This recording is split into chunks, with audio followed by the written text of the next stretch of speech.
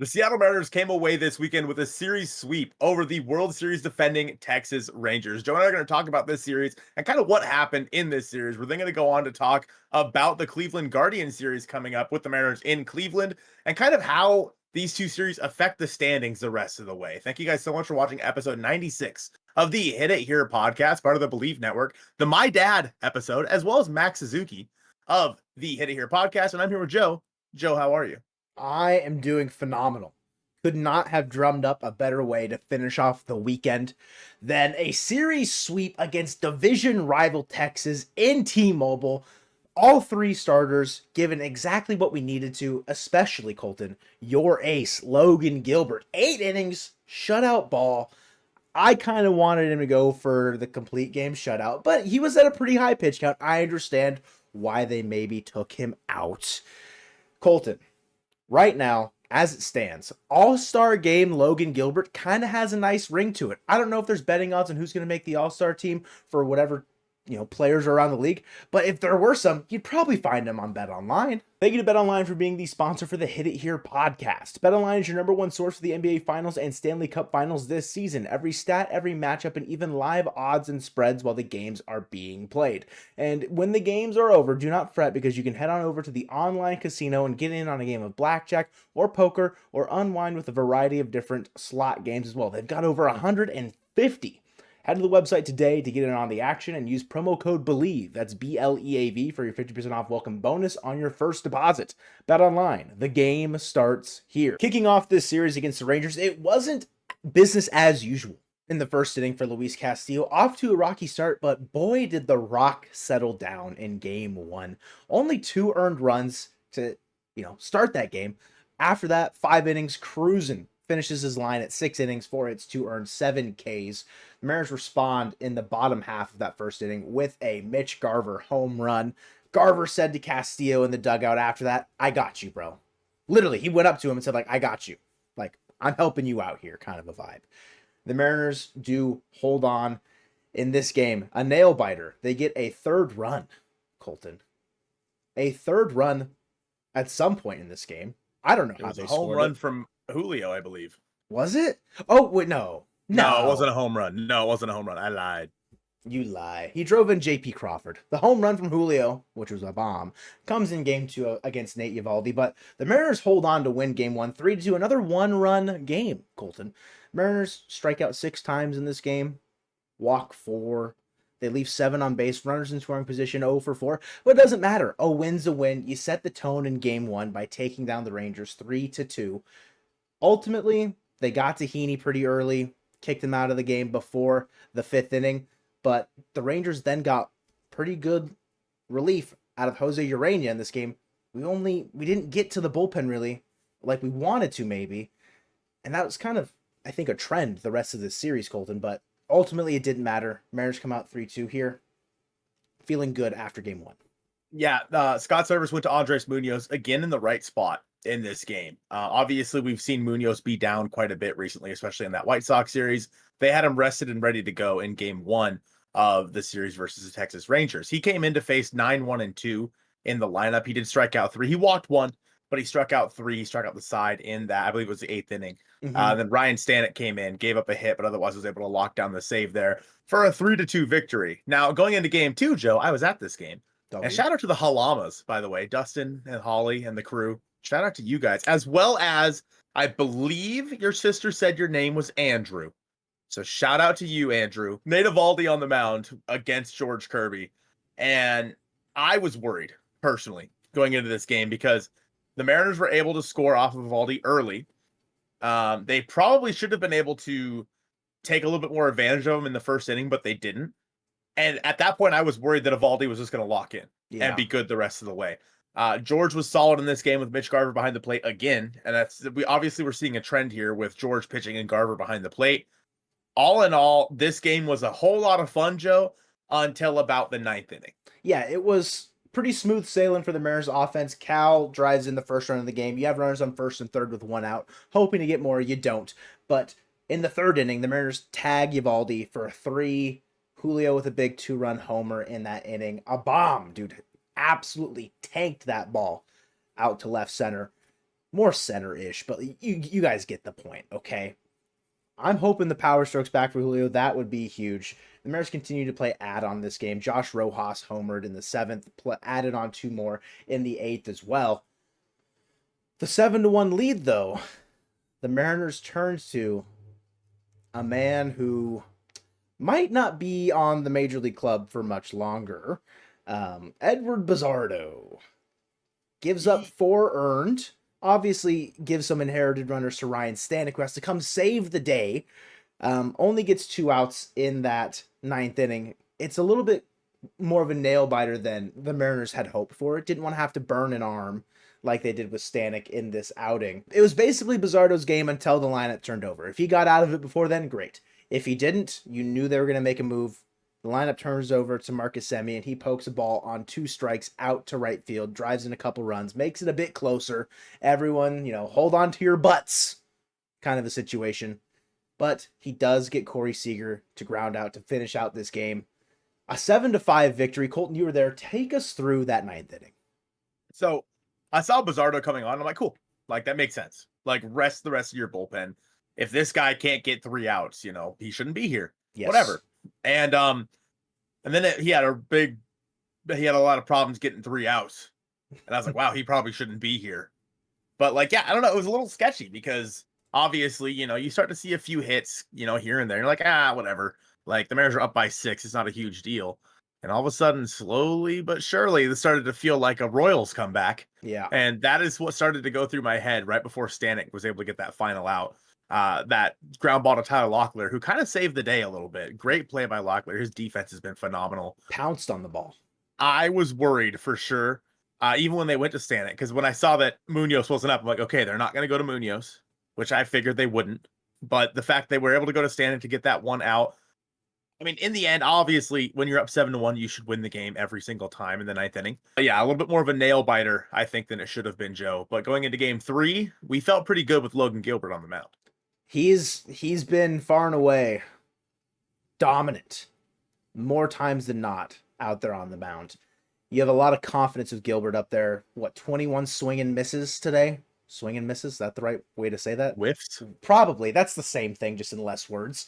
He was dominant. 8 innings, shutout ball, 9 Ks?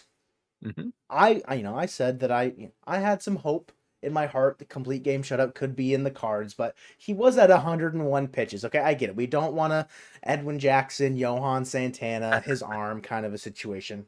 I get it. But for the vibes, really stick the fork, stick the trident in the Rangers in this game. A great game in general. Only 2 hits given up by the Mariners pitching staff, those 2 being from Logan Gilbert. Obviously, the Mariners score 5 runs in this game. Back-to-back doubles by Mitch and Luke Raley early on in this game in the 4th to really tag Dane Dunning, start putting some numbers on him. A long first inning for him. He kind of dialed it back in, though, in innings 2, 3, and 4. But, again, in that 5th inning, or in the bottom of the 4th, that's where you see some damage start to come through. In the 5th inning as well, I believe. I think, what was it? Was it Canzone? Canzone had a good back-to-back games, I'd say, offensively. And then later in this game, Locklear with a home run in the bottom of the 7th. Absolute tanked, exactly where Colton had said the home run off of Garrett Crochet would come. Just a couple games too late there. The pass ball where Rojas scores from second. There's just a lot of, I want to say, fortunate things happening for the Mariners in this game, but it was a very complete game just in general. Offense gives you 5, which should be plenty. Obviously, they only needed 1, but it's nice to get a couple more on the board for a little bit more insurance, and Voth comes in, shuts it down in that 9th inning. Colton, the Mariners handled the Rangers soundly in this series. Going into this series, I was just hoping to win the series. Never in a million years would I thought the Mariners were going to sweep this series. I definitely thought the Eovaldi start was just going to be a terrible night for the offense. Obviously, the offense ended up scoring 7 in that game because that's baseball. Mm-hmm. But I think in terms of game 3, it starts and ends with Logan Gilbert. I mean, when you have a guy that can, go out there and pitch like that on any given night against some of the best offenses in baseball, like, you're going to win more times than not when he's on the mound. Now, don't look at his win-loss record. The Mariners offense sucks when he's on the mound, but they were able to come through for him today. Overall, I mean, good series for Josh Rojas, kind of getting back into the swing of things. Obviously, he was able to score from second on that pass ball. Mhm. Another good series for Julio as well. Yeah. Tyler Locklear looked a bit overmatched at certain points, but overall, I think that he's looked all right. He's doing enough. Yeah, exactly. He's doing enough, and defensively, he's looked great. Luke Raley had a rough few games there after the White Sox series, but came through with a big double in this game, the third game of the series. A guy we haven't seen much is Ryan Bliss. It does seem like his playing time's gotten dialed back a little bit. Yeah. And I would assume with Polanco probably getting activated, if not on this next road series, then at least for the next homestand. At which point, barring injury, I would assume Bliss gets sent back down to get everyday reps. Yeah. But that's neither here nor there. In the end, Joe, winning or sweeping a series versus the defending World Series champs when the Mariners are so hot right now. They're so hot right now, Joe. So hot right now. And well, they're what now? 7.5 up on the Rangers? 8.5. And 8.5 up on the Rangers and 9 up on the Astros. Like, I don't think that if you would have told me at the beginning of the year, in the middle of June, the Mariners would be 8.5 games up on second place in the AL West, I would have been over the moon. And right now, obviously, this is the biggest lead the Mariners have had in the middle of June since 2001 in the division. And this is a time where the Mariners have a really good chance to put their foot on the necks of the teams around them and just take this thing and make it an easy breezy, beautiful cover girl rest of the way for this team in the second half. And it starts, Joe, with taking the season series from the Astros and the Rangers. Yeah, you only got to get 2 more wins, I think, respectively, against both of them. The Rangers were 5-1 against, and the Astros were 5-2 against. You play 13 games against them, so you just need to get to 7. That's the magic number to guarantee you will win any tiebreakers. But as it stands right now, 8.5 and 9 up on either of them when they're not playing well in the division themselves. They're not playing well against 500 teams. They've got injury-riddled rotations. Parts of their lineup are missing pretty heavily. It has to feel good. And gosh darn it, it does to be a Seattle Mariners fan right now, because everything aside from Julio not having his best offensive start, which is something that we've seen mostly throughout his career. He heats up in the summer. It just happens. Garver not being the DH that we necessarily thought, he's heating up in June. Like, things are starting to maybe turn a new leaf. Grass is starting to get greener. But up until this point, it necessarily hasn't been. And there were even some hiccups in the rotation, although they've been very good for the large part of this year. Being 12 games above 500, everything considered, with a less than ideal run differential, sure, it doesn't mean anything. The Orioles had a terrible run differential compared to their record last year, and look what they did. They led the American League in wins.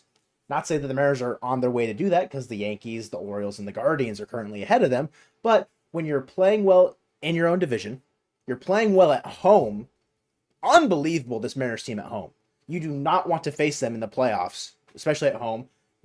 They showcased in this series what a 1-2-3 will look like in a 3, 5, 7 game set with Castillo. Maybe you go Gilbert game 2 instead of Kirby. It's just how it lined up with days rest in the regular season.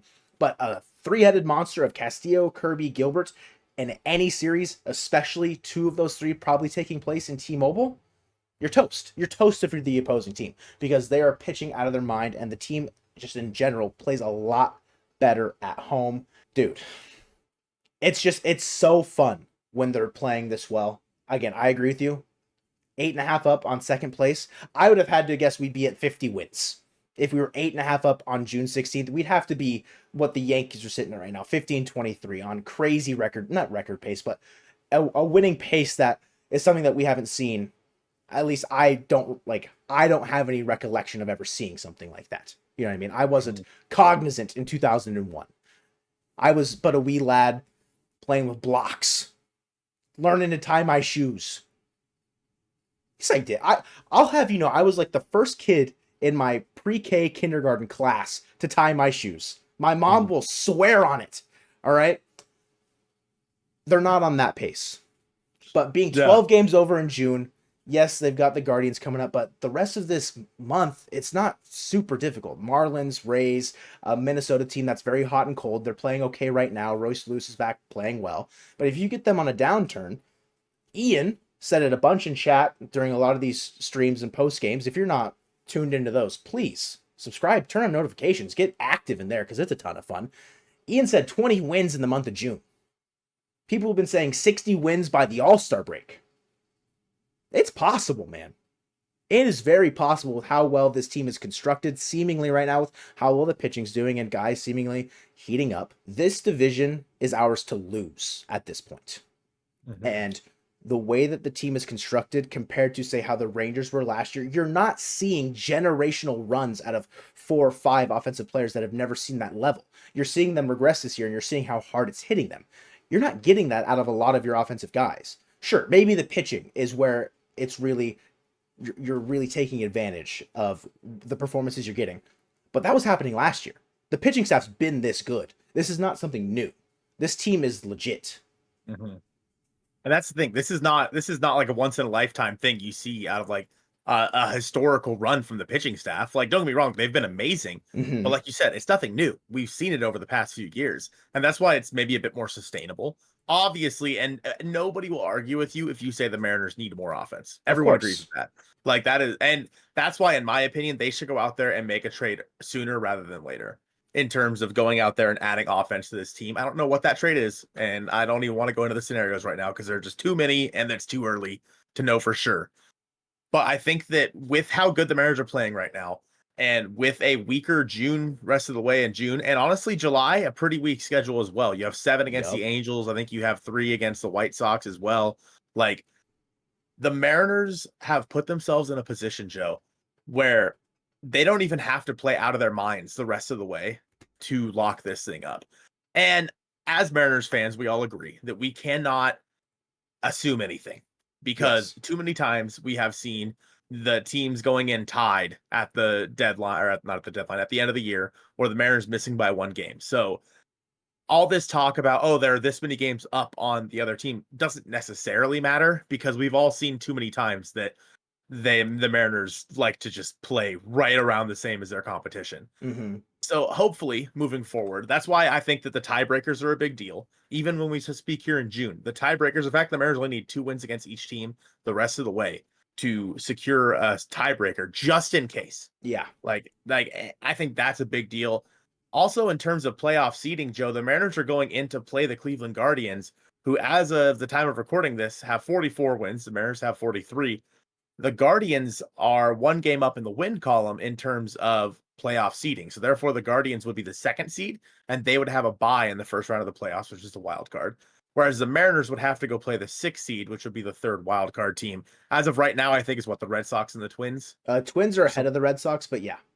Those are like the 2 teams kind of fighting for it. Going into this series versus the Cleveland Guardians, like, this isn't just like a throwaway series. Like, oh, you're not playing someone in your division. Who cares? Like, these series matter. Yeah. And the Guardians are scuffling a little bit right now, Joe, but looking at how the team is played at home, how big would it be to have a first round bye? Oh, it's unbelievable how impactful that would be to be not only, sure, if you're, worst comes to worst, you're the 3rd division winner, you're playing a wild card series at home against 2 that guaranteed home games. 2 guaranteed home games, yes. But if it's a division series where you've got the home field advantage, that's even bigger because that's 1 less step you got to go through to get to the championship series, which is 1 less step away from getting to the World Series. Don't want to count chickens, but that's just where it's at. And as far as the difference between the Guardians and the Mariners is concerned right now, you're saying that the Guardians are scuffling a little bit more so as of late, loses their last 2. Thank you, Toronto. They're 5-5 over their last 10. Mariners are 7-3 over their last 10. You mentioned the win column differential. It's only 1. The Guardians, however, have just played less games. They're 44-25. The Mariners are 43-31. We currently sit 3.5 games behind them. I'm not hoping for a sweep, but in the scenario in which we do, you're only a half game back at that point. You are very much so within striking distance. You could derail. I don't want to go as far as say derail, but in a situation where the Guardians know exactly what's at stake too. They have to know we're coming in there to take at least 2 out of 3 to lessen that gap between the 2nd seed and that 3rd seed as far as playoffs are concerned. This is a huge series. The Guardians gave it to us earlier in the year. This is a good team too.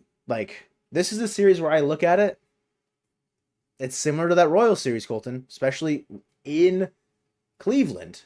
Say Cleveland's it. been playing pretty well. They're 21-8 at home, not quite Seattle's 27-12, but Say it. just don't get swept. Yes. Because this is a good baseball team. Mhm. Cleveland, the pitching matchups, we're not facing the cream of the crop. Obviously, they're without Shane Bieber, but just in general, like looking at this team, I would have never expected them to be hitting as well as they have been to start this year. They got a 107 WRC plus on the year so far, 11th in all of baseball. Mariners sit at 17th with a 97. We can't, it's the same song and dance every week, it feels like, talking about series previews. And then as far as pitching is concerned, the Guardians are 6th with a 3.48 ERA. Mariners are 5th with a 3.42. This team has been playing very good baseball, albeit they will maybe for one game. I don't know how long paternity lists typically go. It varies. But Jose Ramirez, he was put on the paternity list, I think, either Saturday or Sunday. So he might miss game 1, which could be huge, could be a big deal. It's a game on Tuesday. I don't want to say I'm hoping, but you never want to face Jose Ramirez because bro is incredible. Just an incredible baseball player, Colton. Game 1 matchup, Bryce Miller versus Tristan McKenzie on Tuesday. Stephen Kwan is basically hitting 400. Yeah, he was hurt at the beginning of the year, but he's got 43 games played, and he's batting 400 almost, hitting 398. There's guys in this lineup that are hitting very, very well. David Fry. Is it pronounced Fry? I assume it's pronounced Fry. I think so, yeah. Would be weird if it was pronounced Free or something. And then, of course, Josh Naylor.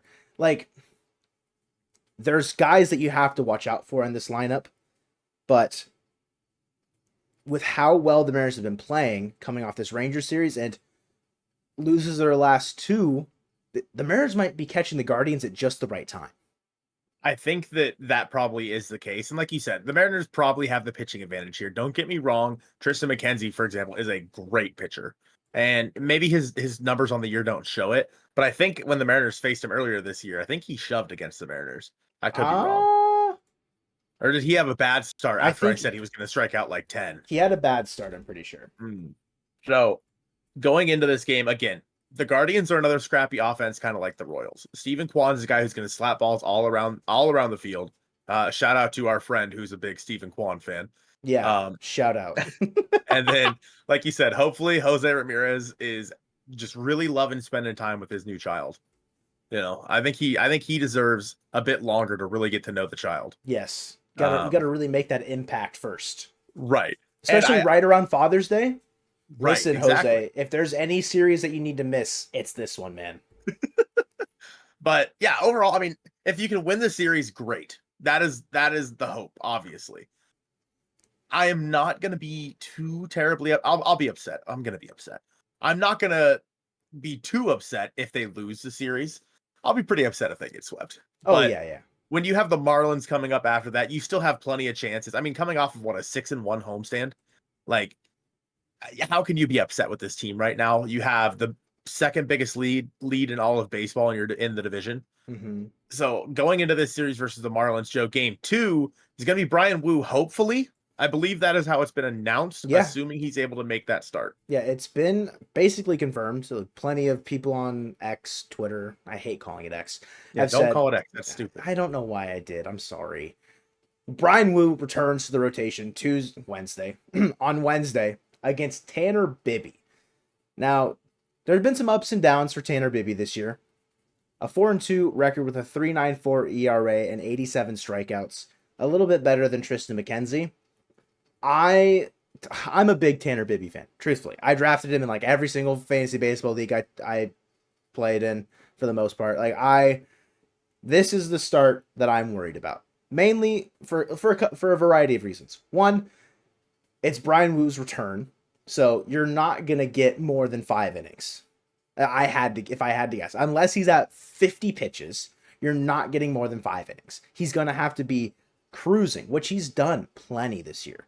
But against a very potent Guardians lineup, that's yet, we'll see how that goes. Obviously, Wu, a 1.07 ERA on the year. He's pitching phenomenally. If there's a guy that could prove me wrong, I feel like it's Brian Wu this year. But Tanner Bibee is a guy that I'm pretty high on just in general. I don't like saying I'm fans of a guy that we're facing, but I like Tanner Bibee quite a bit. I think that's fine. I think that Brian Wu Hopefully he's able to come back, like you said, give you 5. Fingers crossed. But it's going to be a tough game for the Mariners, I feel. And I want to go back to game 1 really quick because I forgot to mention 2 guys against Tristan McKenzie that have done pretty well against him. Number 1 being Mitch Haniger. In 8 at-bats, he has 2 home runs. Okay. Against Tristan McKenzie. And in 6 at-bats, another guy that has 2 home runs is Sebi Zavala. No way. Versus Tristan McKenzie, Joe. Dominic Canzone also has a home run, as does Dylan Moore versus Tristan McKenzie. So overall, the guys in this lineup, not a ton of at-bats against McKenzie, but they have fared pretty well. Yeah, I think that home run for Canzone was on that start this year, where he only went 3 1/3, 4 hits, 4 earned. So, as for Tanner Bibby, there's really not a whole lot of book against him for the Mariners. I think like 2 or 3 guys have faced him. So whatever, not much to talk about there. Brian Wu, I think, is kind of the wild card, if you will, in this series, because Bryce Miller, I feel like you have the pitching advantage. Luis Castillo in the final game, I feel like you have the pitching advantage. And Wu, for how good he's been, and he has proved us wrong every step of the way. Yeah. With like just how incredible he has been. It's just can you keep him in the game long enough to have that matter? And obviously, if you're on the Mariners side against some of these really good pitchers for the Guardians, I mean, their bullpen's no slouch either. Obviously, the very back end, they have Emmanuel Clase, who is one of the best closers in all of baseball. And don't get me wrong, the Mariners have actually fared okay against some of the best closers in baseball this year. You think of Josh Hader, you think of Mason Miller. Like, but if you get into a situation where you have to face Class A, it's about as close to game over as you can really think. Going into game 3, Joe, tell me about Luis Castillo on the mound. Well, bro's been shoving the last couple times out basically since the Rockies series. Like, aside from that was the turning point, I feel like that Rockies game, big turning point. What the one hiccup is against the Royals? Yeah, which I feel like it's the Royals. It's, there's going to be a couple clunkers in there every once in a while. He's opposite Logan Allen, like an ERA north of 5 this year. He's a lefty, so that'll be a day where you're gonna see maybe that's Ryan Bliss's potential last hurrah as Polanco comes back, kind of a vibe. Maybe that's where it's at. Maybe Sebi will get another game caught in the month of June. Who knows? Because like bro he's played 2 games in the last almost 3 weeks, 4 weeks. Yep. It's crazy. Like, what's he doing holding down a roster spot? Bring Daniel Vogel back home. Relax. Logan Allen is stop talking about Daniel Vogelbach. You need to be medicated. Logan Allen, again, this is the matchup I think I'm most comfortable going into, because I feel like he's just kind of mid. I feel like Logan Allen is not him. He's not Timothy. An ERA north of 5 on the year. It's like, okay, what's he going to do to us? Sure, he's a lefty. That's a situation that you have to come across. What did they do to Andrew Heaney? Knocked him out before the 5th. Put a couple runs across him. Yeah, the bullpen then came in and saved the Rangers' butt in game 1, so Mariners only scored 3 runs. But this is a game that I think the Mariners can take pretty handily. It is an issue, though, like you're saying about the Guardians' bullpen, that Class A's got a .81 ERA on the year in 34 games. Locked down 21 saves for this Guardians team. Tim Herron, a guy I've never heard of until this very moment recording for this podcast. 32 games. Like he did last year. No idea who he is. Again, sounds like a created player in MLB The Show. A .96 ERA in 32 games. Over 28 innings pitched. Is he left-handed? Is he right-handed? I don't know. Couldn't tell you. He's good at throwing baseballs, though, it seems like, and limiting runs. This Guardians team is built well top to bottom. If you end up in this game losing late, similar to how you were losing late or tied late in a couple of the White Sox series, it might not go as favorable for you in this one because of how good this Guardians bullpen can be. Like, not even some of their best guys, like Nick Sandlin is a guy that funky delivery, a 3.49 ERA in the year. He's not perfect, but he can go out there and get you some outs, right? It's a situation of get to the starter early, which it seems like they did a pretty decent job against the Rangers. That's your best chance, I think, of winning multiple games in this series. And ideally, like you said, getting to the starter early is going to be the game plan, because what we've seen a lot for the Mariners, especially in the Rangers series. They were able to knock the starters out pretty early. And whether that be just because of running up pitch count, like is the case with like Dane Dunning, where Dunning had threw 35 pitches in the first inning. Yeah. Like, and we've seen the Mariners do that quite a bit this year, run up the pitch count on a lot of these guys, but that might not be the game plan against one of the best bullpens in all of baseball when it comes to the Guardians, because other than, I'd say, I guess, other than Tanner Bibby, against McKenzie and against Logan Allen, I feel like you have a good chance to do some damage. And if the Mariners can come out swinging early, which I feel like they've done actually a pretty good job of lately in terms of coming out early and just scoring runs in the first couple of innings of a game, it's keeping your foot on the pedal the rest of the way, because again, this is a scrappy Guardians team. And I think that there's a decent chance that they're able to score late, like kind of like what we saw against the Royals, where all of a sudden things got a little hairy. I feel like the Guardians are just so similar in my mind to the Royals that I'm having flashbacks, Joe, Yeah. of the Royals series. Just the Midwest is just a house of horrors. All right. My only copium, I think, for this series is a couple weeks ago. Guardians lost the series to the Rockies in Colorado. They dropped a game to the Nationals. They split one each against the Royals. They dropped a game against the Marlins. They dropped a game against the Reds. They just lost 2 out of 3 to the Blue Jays. They've shown that they're vulnerable. There are cracks in their armor. Go deliver a, maybe not the final blow, because it's June. It's a little early for that. But go in there with some broken armor. Take a look, take your shots, pick your spots, and score some runs. Score some points, as Mitch Garver might say, right? Score some points against this Guardians team and give your team a chance to win some baseball games. Go out and win another series, continue your winning ways, and just stay hot. Stay hot, baby.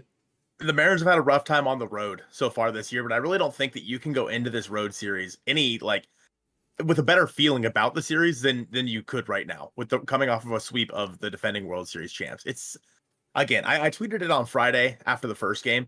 It is hard to understate how important this series versus the Rangers was, because it has such massive implications, not only for, let's say, the trade deadline or something like that, but also just for the team moving forward as a whole. Like I said earlier, with the tiebreakers and whatnot, that's huge. Obviously, pushing the Rangers even further back in the standings is huge. I cannot imagine what it feels like to be a Rangers fan right now.